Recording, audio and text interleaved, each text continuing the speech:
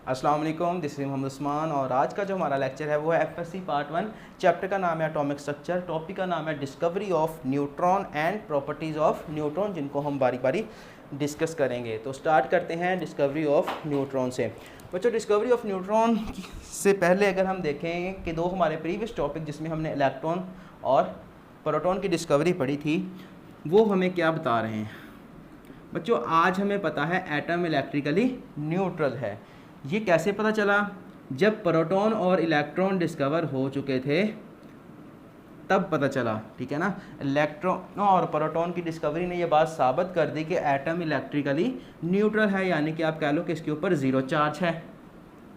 क्यों? क्योंकि जितने प्रोटॉन एटम के अंदर हैं उतने ही इलेक्ट्रॉन हैं, और जितना प्रोटॉन पे प्लस का चार्ज है उतना ही इलेक्ट्रॉन पे नेगेटिव का चार्ज है। तो इसलिए नेट इफेक्ट क्या हो जाएगा? ज़ीरो हो जाएगा। ये बात साबित हो गई थी जब प्रोटॉन और इलेक्ट्रॉन डिस्कवर हुए 1886 के अंदर।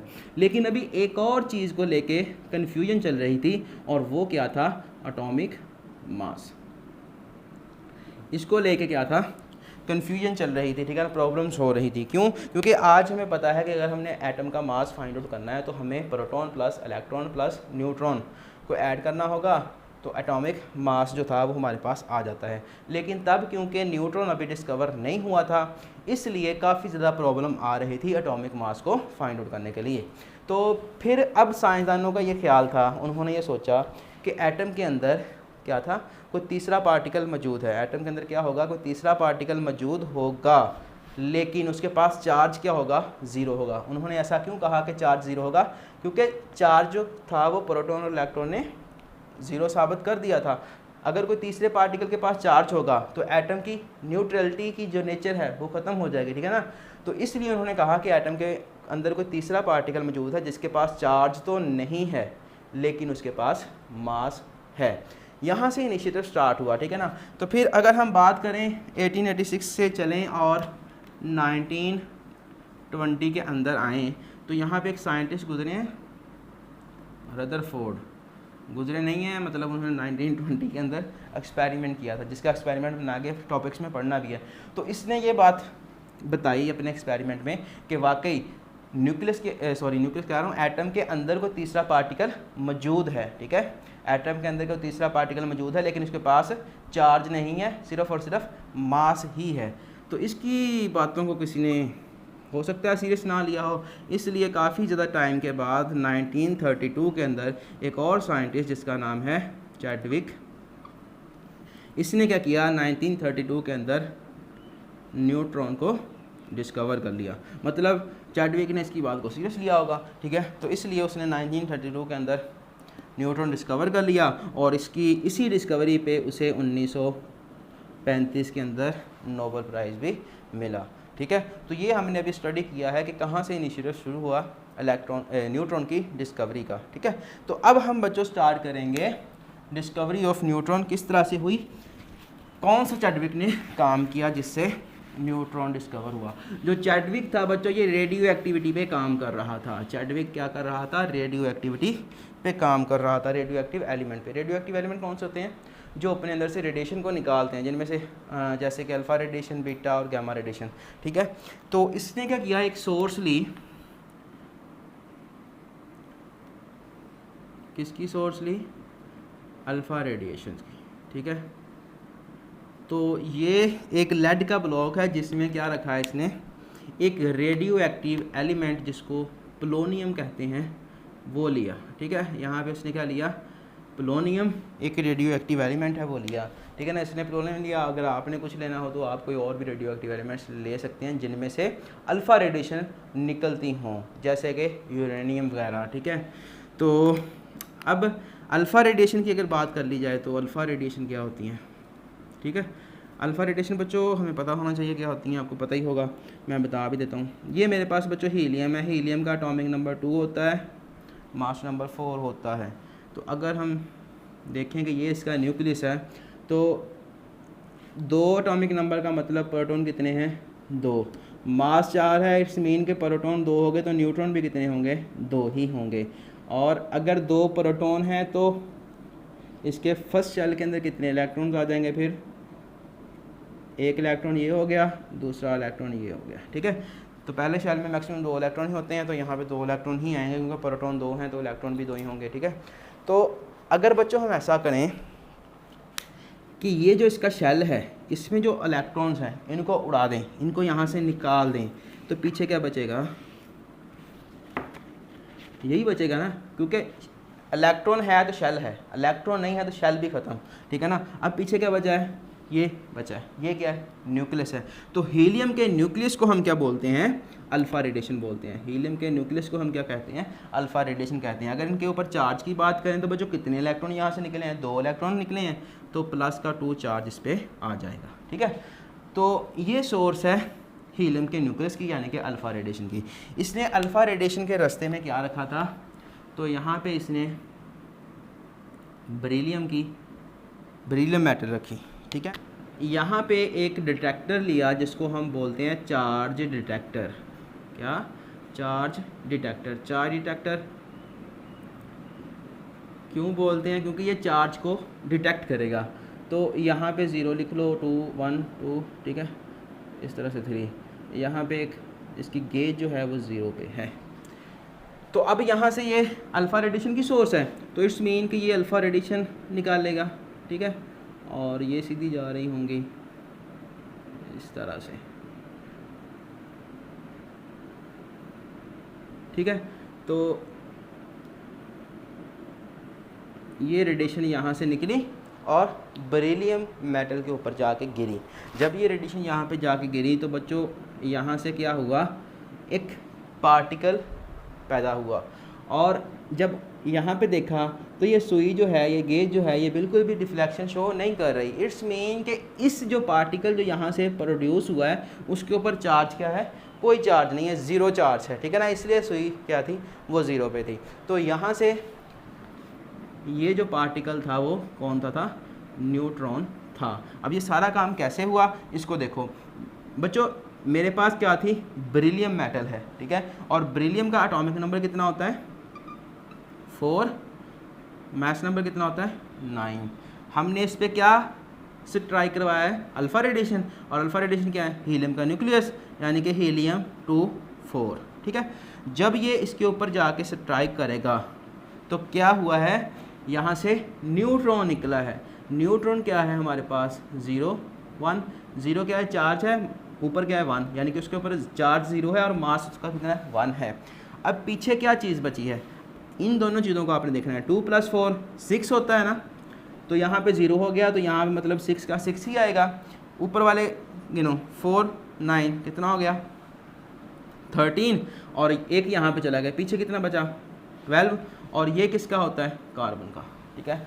तो यानी कि अगर आप बेरिलियम पे हीलियम का न्यूक्लियस या अल्फ़ा रेडिएशन गिराते हो तो न्यूट्रॉन निकलता है और साथ में कार्बन निकलती है, ठीक है, कार्बन प्रोड्यूस होती है। तो इस तरह से ये इसने एक्सपेरिमेंट किया और नतीजे में इसने न्यूट्रॉन को डिस्कवर किया था। और ये काम कब हुआ था, 1932 के अंदर। और नोबेल प्राइज़ इसको मिला था इसकी डिस्कवरी पे, जो कि इसको 1935 में मिला था। बच्चों अब हमने इसकी प्रॉपर्टीज़ देखनी है, प्रॉपर्टीज़ ऑफ न्यूट्रॉन।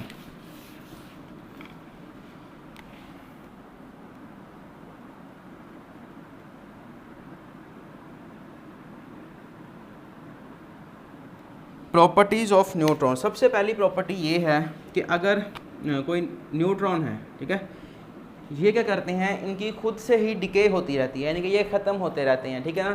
कैसे होते हैं, जब ये डिके करेगा, जब न्यूट्रॉन डिके करता है तो इसके अंदर से एक प्रोटॉन निकलता है, एक इलेक्ट्रॉन निकलता है और एक न्यूट्रिनो निकलती है, ठीक है। और ये न्यूट्रिनो क्या है, ये भी सब एटॉमिक पार्टिकल है। अब प्रोटॉन पे बचा चार्ज कितना होता है, प्लस का 1, और इसका एटॉमिक मास कितना होता है, 1, ठीक है।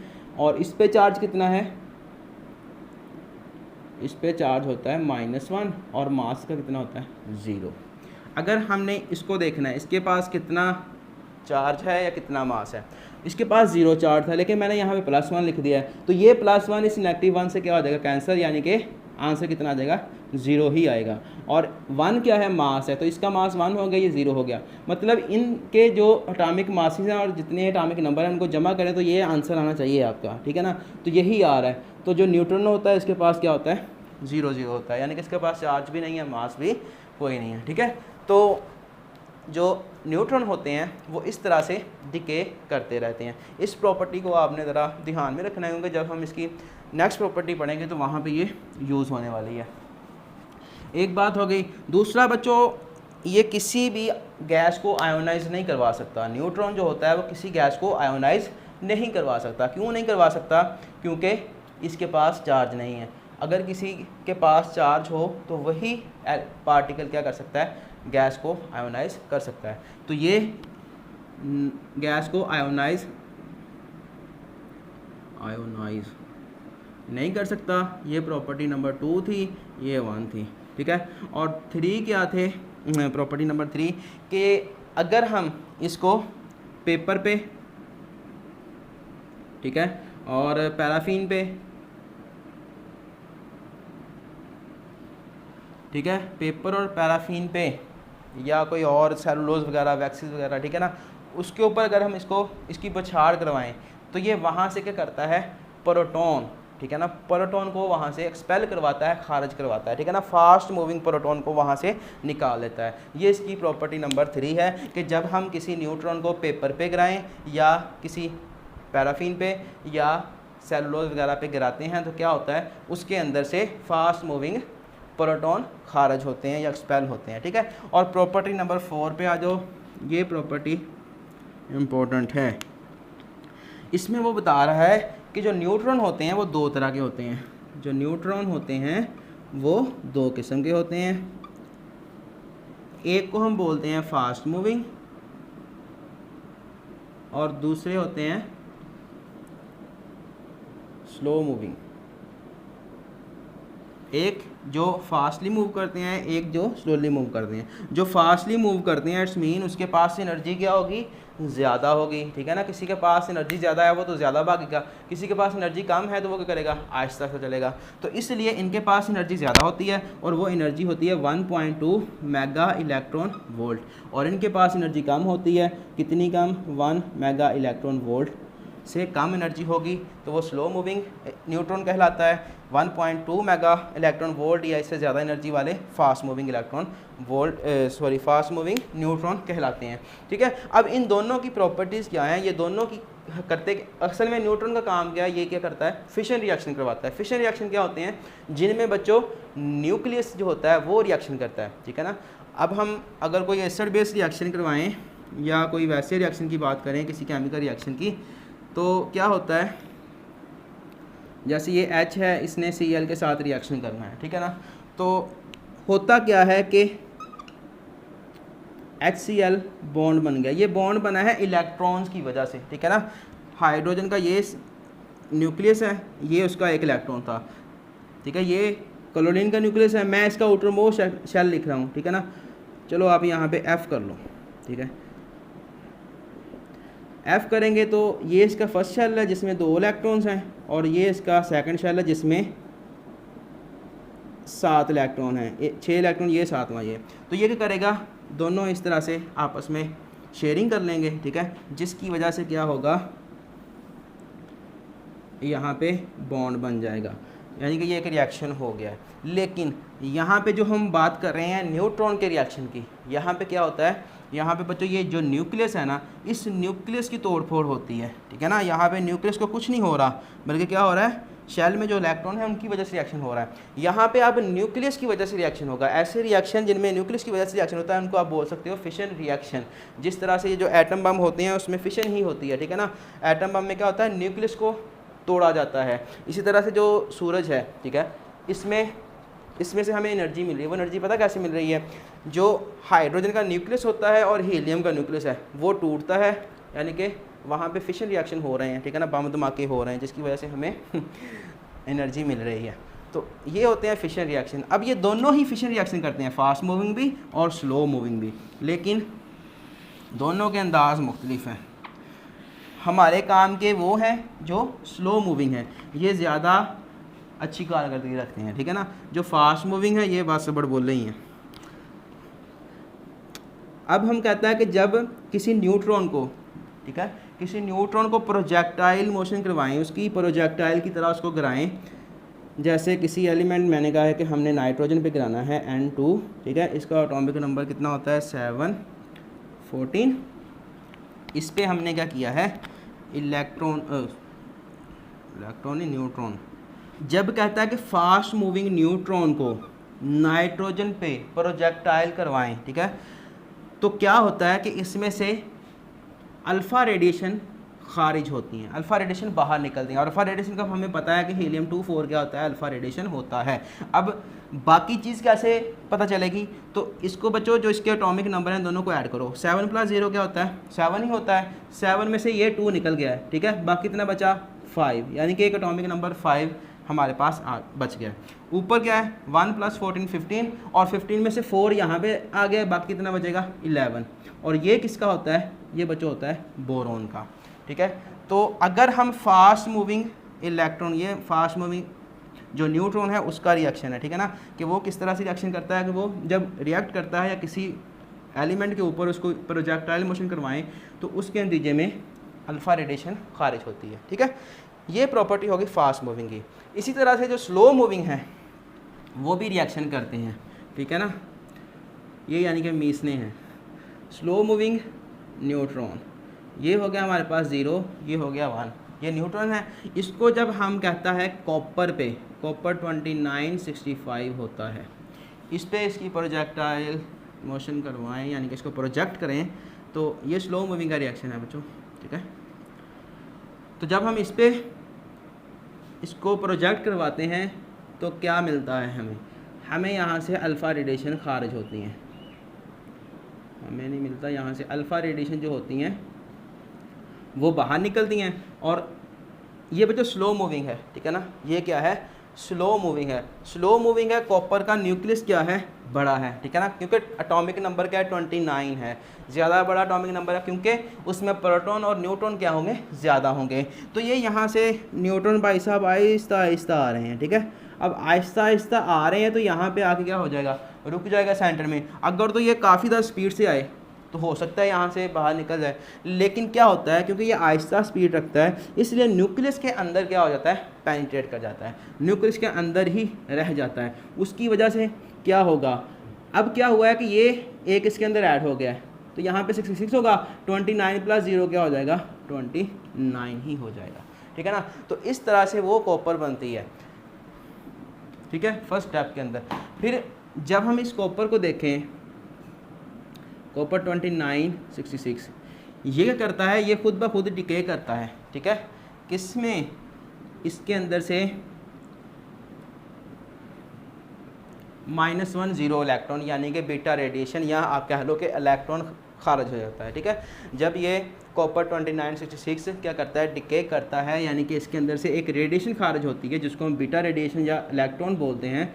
तो बाकी पीछे क्या बचा बच्चों, अब यहाँ से -1 निकल गया ये वाला, पीछे +1 बचा, वो +1 इस 29 में ऐड हो जाएगा। ये फर्स्ट प्रॉपर्टी मैंने इसीलिए कहा था जहन में रखनी है।